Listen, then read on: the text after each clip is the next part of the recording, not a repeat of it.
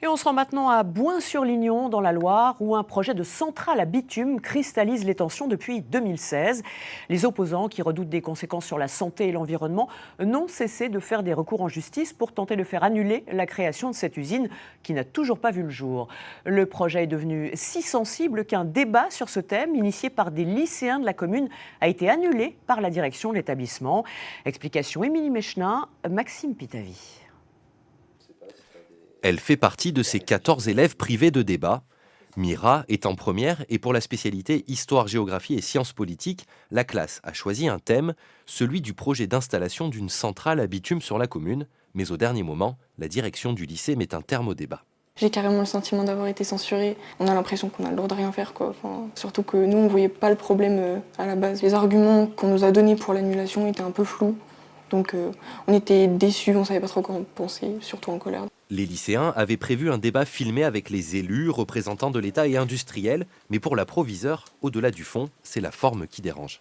C'est pas possible qu'un professeur invite le préfet, le représentant de l'État, sans passer sous couvert du chef d'établissement. Là, il y a eu une faute. Ça fait partie de l'apprentissage. Le protocole est quelque chose de très important.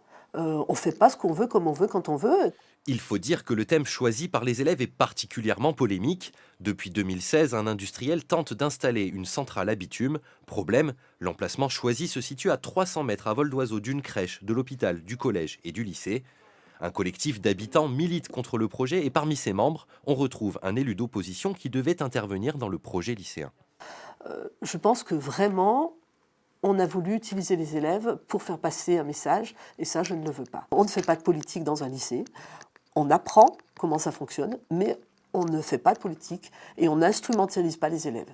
Mais pour ce parent d'élèves opposé au projet d'usine, c'était au contraire l'occasion d'éveiller leur esprit critique. Je ne crois pas qu'on ait une majorité de gamins qui broutent bêtement ce qu'on leur donne. Dans un cadre scolaire, qu'un enseignant propose aux enfants en disant « écoutez bien quand même le pour ».